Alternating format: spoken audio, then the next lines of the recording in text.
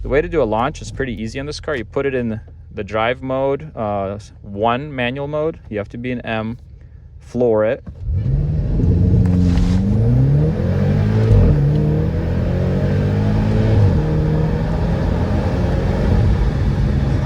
What's up everybody, welcome to the Novichenko Whips YouTube channel. Today is the first day I am commuting to work in our new E70 X5M. I'm commuting it to work because I'm dropping it off at a friend's house afterward to switch out the summer tires for some nice winter tires, which is going to be exciting. I hope we get snow this year instead of just freezing cold rain, letting the car warm up a little bit. I wanted to, in this review and this initial walk around, I guess, let you guys listen to this stock exhaust. It's not the greatest. It's pretty quiet and it sounds like 2 4-cylinders because there's no X pipe between the 2 banks of the pretty much, you know, turbos on the engine. They don't intertwine at all. A lot of people said if you throw an X pipe in, if you throw in an X pipe in the midsection, it really improves it. Of course, if I hit the M button, the inside flaps will open, but it's just more of this sound. I guess it sounds okay when you're, you know, on the power and above 4,000 under load, but you just want this car to sound a little more beefy because of what it is, right? It's an M car. So I do have an X pipe in the mail that we're gonna put in. Should be pretty easy. I might keep the stock exhaust. I like the flaps. A lot of the aftermarket exhausts get rid of the flaps and you just get the full sound all the time. Well, yeah, let's jump inside and head out to work. All right. As we let the car warm up, you can see the oil is still quite cold, but we know in cars, usually the coolant warms up quite quickly. I wanted to say this is a very comfortable driving position. You sit really high up, but you see almost none of the hood, and so the visibility out of this car is great. The side windows, the rear, the mirrors are big, and so the visibility is awesome. For a 2011 car, this steering wheel is quite nice. I like this classic steering wheel look and feel. It kind of gives me vibes off the E39 M5, if you remember that shape. It's definitely, to me, also similar to the E60 5 Series, but I think this one's prettier. The E60 steering wheel has its own style. It's more straight angled. The leather's still really nice. This car only has 53,000 miles, so everything is, you know, very clean, not worn. Click your key in there. Let's put on the seat belt. I do have a check engine, which is awesome. Not, but I'm sure it's due to our PCV stuff. Let's go see if the vehicle information will tell us why. All systems okay. All systems check. Yeah, I know it's the PCVs. They're a little bit leaky, especially on startup. Of course, the engine oil level is fine. Let's shut it off and turn it back on, see if that goes away.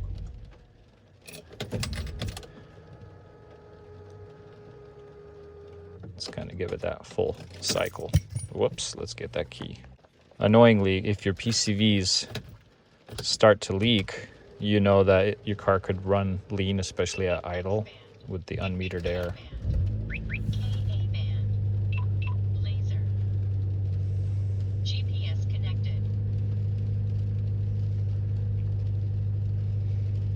What I can do is grab my little OBD scanner and see what the car is complaining about.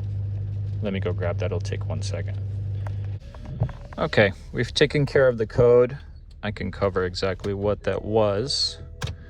It was a P112F code, which stands exactly for, I think, manifold pressure sensor correlation or something like that, not matching. And so it's 100% PCV valve leak. Those PCVs crack. I have the 3 pipes that connect the 2 PCVs and then come off the crank cases on both sides, but I'm still awaiting for the actual PCV to arrive. It should be here this week. It's okay to drive. Again, after idling the car long enough, you will get that code because, again, the car is not in its optimal emissions pretty much standards. Also, right, this car is not a manifold mass airflow metered car, so it still adjusts quite a bit to what it needs using its O2 sensors and manifold pressure sensor. So definitely don't keep cracked PCVs on the car for too long. It's very likely your car will run a little bit lean or a little bit rich. Okay, so we're on the way to work. Initial impressions, I think this car is optioned pretty well. The only thing it doesn't have is the heated steering wheel, or at least the steering wheel doesn't have the heated steering wheel button, and there's no real way to know if that option was on here. Although I did check the VIN decoder that they have online for BMWs, and I didn't see heated steering wheel listed. So that's one thing to consider. This car is kind of nice. It doesn't feel like an SUV. As odd as that sounds, it drives like a lighter car. I've owned several SUVs. I've owned a huge ESV Escalade, the long version, 2016. That thing felt big. That thing was quick, less sporty for sure, although it had like a sport mode, but still, this thing feels much more nimble, smaller dimensions for sure. The dimensions here really remind me, we used to own a German 2003 G500 G-Wagon. It was definitely more truckish in its feeling. Like the suspension in it was stiffer, but not as well performing in terms of turns and drivability. The solid axle in the front meant you had to constantly steering correct it, whereas here you have to do none of that. Like it's very direct, very nice. Although today we are getting the winter tires on, we're going to get a balance on those tires, and then we're going to get an alignment. I think the balance is going to help. I've gotten this car up to like 80-ish or right slightly above, and I felt a slight shimmy or something in the steering wheel, and I think when I pulled off the front wheels, I don't recall noticing any balance weights. Maybe they've flown off over time, and so that'll be a good time to get this done. Overall, the fuel economy in this car is not the greatest because, one, it's heavier than my M5 and it's all-wheel drive. So for example, if my M5 gets average 17, 18, if you're conservative on freeway and city, this thing probably gets slightly less. I presume it'll get like your average of 15 or something. Let's actually click through these buttons. So here's my average so far, 11.2. Let's reset it, and I'll tell you what my average is. 16.1, and we're going 55. So this is probably what you'll expect on like freeway, 60, 70, around 16.5, maybe 17. City, definitely less. Honestly, this car is pretty heavy for a smaller, let's say earlier SUV. I think this is the heaviest X5M they ever made. The newer ones, they used materials that made them lighter. So this is like 5,400 pounds, and the M5 I have is 4,400. So that's like 1,000-pound difference. You don't feel it in the steering. You probably feel it in the way it drives. It feels, planted, very solid, but you'll probably feel it in the MPGs as you drive it more and more. I did get the new wipers in the mail. I probably need to install those. So again, this car has the electronic dampening control. Everything right now is in the most comfort mode. The EDC button is off. The M button is off. The throttle, feels very nice and calm, docile. I can give it plenty of input. It doesn't downshift. It just wafts me along. And I think that should help with MPGs. So we'll see how that goes as we drive more towards work today. The shifters on here are pretty nice. One thing to note about this slighter older model is that the shifts are not instantaneous like on the newer 8 speeds. I test drove a newer X5M, the was it 15 or F85? I think 85 is the designation for the newer X5M. Not the brand new one, but like the 2016-ish and up.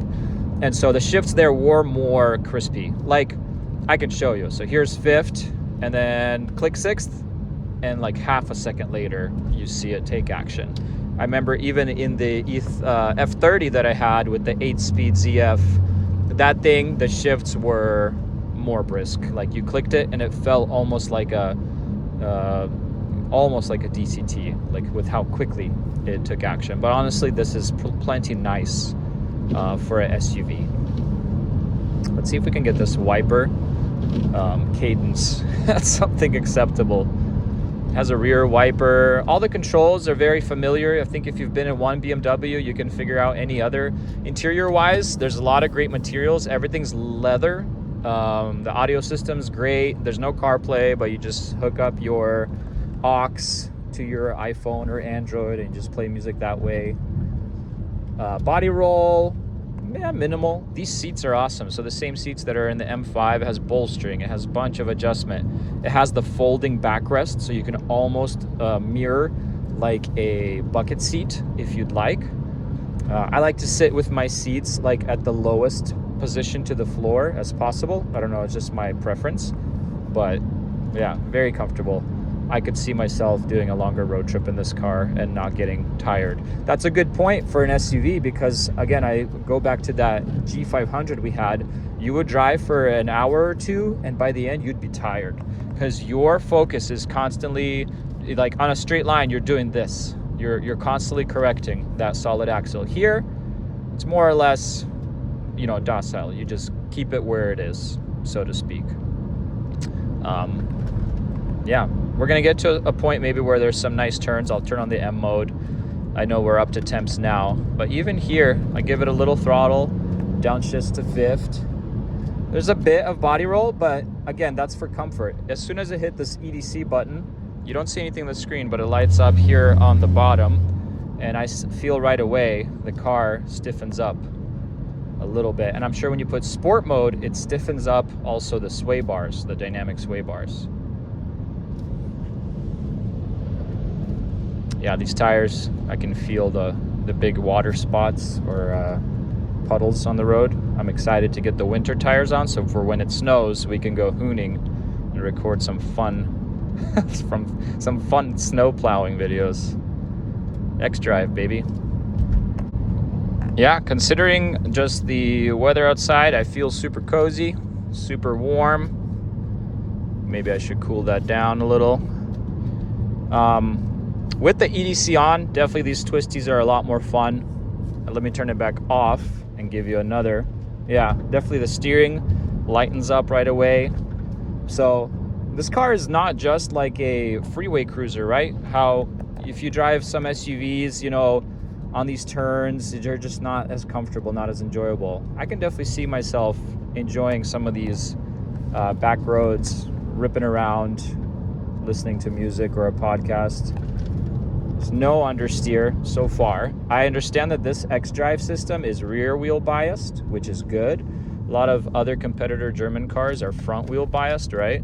So even that, completely fine. I definitely need to change those PCVs. I guess ownership review, even at 50K, if you're buying an X5M, whether it be private sale or dealership, keep an ear out for like PCV whistle noises or a vacuum hose whistle noises. If it's a dealership, make them fix it 100% before you buy it. Or if it's a private sale, use it as a bargaining chip. This car, again, is 50K miles, and those hoses are toast. I'm just waiting for them to arrive in the mail. Albeit they are emissions related, but you're just getting a little extra air into the system, and it's not necessarily correctly cleaning out the valve covers in terms of like they, you know, blow by and stuff and positive crankcase pressure. Anyway, enough talking. I hit the M button. Maybe we should do a launch. I like to do a launch in this area. Let's also open up a window. The way to do a launch is pretty easy on this car. You put it in the drive mode, 1 manual mode. You have to be in M. Floor it.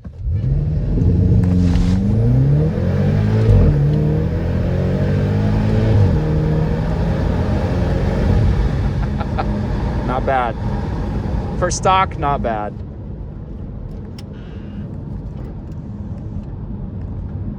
Hope that sound came through. for stock, definitely not bad. So interior wise, the sound deadening is great. I hear a small creak from the back, and I think I knew about that.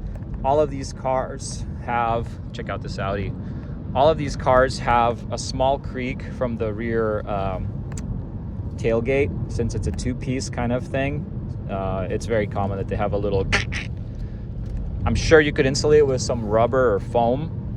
Maybe I'll look into that in the future. I feel like this car has the power, whatever, 555 horsepower, but it needs to be awoken. It needs to be released. First and foremost, I want to finish all the maintenance, and then we're going to focus on power. Like, again, let's hit the M button, and let's see how the kickdown works.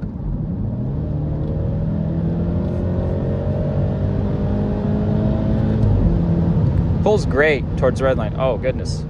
You cannot tell the speed in this car. I'm like waiting for the end of third, and then I look at the speedometer and I'm like, oh, oops. I feel like I'm going 50, 60. And mode off for now. That tells you something. Very comfortable at high speeds, just like a BMW should be. Again, takes the turns nicely. When I bought this car, I test drove it. I heard a small clunk from the front. Very commonly, the sway bar end links are long on these cars, and the little ball joints or whatever's used as the connection point at the 90-degree angle on those gives out with mileage. Imagine all this weight constantly controlling it with your end links. And so those were like $25, $30 on Amazon. Slapped them in there, 2 nuts, and it's silent up front now.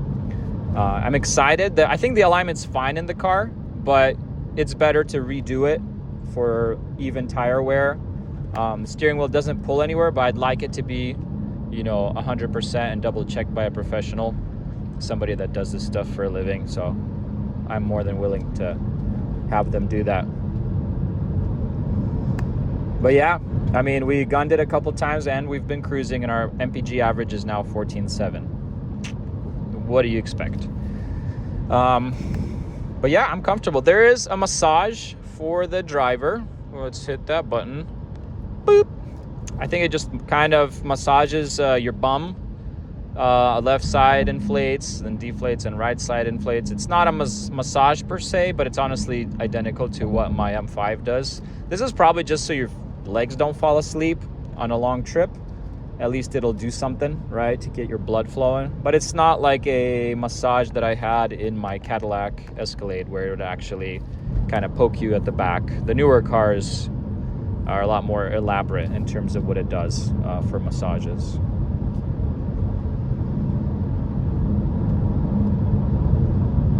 Yeah, so cruise control on these cars, as always, very easy. I don't think there's dynamic cruise control or distance keeping. At least it wasn't an option in this model. I also don't know if it came in the E70 X5s. I don't care for it too much. Looks like it works. Looks like it does its thing. Very cool. This gauge cluster really reminds me of my E90, E92 3 Series that I had back in the day. And I'm sure it's very similar in its styling and like shape and proportion to the E60s, right? About the same era. As we went into the F series, the clusters changed. I like them both. I'd say I like all the clusters. Let me turn this massage thing off. It's kind of distracting, actually. There is a MDM mode. So click that once, gives you that sport traction. If you press and hold, you get the full traction off. I'll probably use that in the snow when we get that. And then, of course, if you press it again, you get traction control back. Being all-wheel drive, I've had the traction off on one of my launches a few days ago. No tire chirp, no wheel chirp. The rears are 305s. The fronts are 275s. This thing has all the traction. The thing to look out for with these cars is people modify them, and then they do a lot of launches, and these cars break their rear axles. They break them because of such good traction. You don't get wheel spin. You just get axle warp, axle twist, axle warp. And then they break, whether it be at the CV joint or the axle itself just snaps. The newer model M5s, I know it was improved and fixed. And so a lot of people go through these various upgrades where they put the F85 brakes, possibly hubs, and then the axles fit somehow. And so they're definitely strengthened. Albeit the newer model F85, I think their value is still at least 30K and up, depending on mileage and year and stuff. These cars sell in the range of a low end 15 and up to 25, depending on mileage, condition, and stuff. So I'd say I got mine even lower than that low end range. So far so good. If you're a DIY hands-on person and you like BMWs, this could be an awesome family car. I plan to let my wife drive this, honestly. I don't feel as exhilarated right now in the M mode. Probably just due to it being fully stock and being a heavy SUV. When I slap downpipes on it and make the exhaust more rowdy and, you know, wake it up a bit, I'm sure I'll enjoy driving it a bit more. But then it'll also be most likely with the fam and have the kids screaming in the back, you know, Papa launch it or whatever, which they seem to enjoy, which we've done a couple times. The one thing is I've tried to shift in manual mode while going wide open throttle, and you have to shift kind of early. I'd say at 6K or right after. If you hit it at 6.5, the car kind of hits redline and you know, has that power cut and then shifts. So the transmission is, again, not snappy responsive. It's better than the like ML63 and the Mercedes of this era. I know those took like 2 seconds to think about your shift request. My AMG, same thing. That thing, the shift, pulling the shift lever or the paddle is mere suggestion. It's not a command in those cars. But yeah, stay tuned on the drive back. I'll have some more content. We'll see what else we can come up with. Overall, these cars are awesome.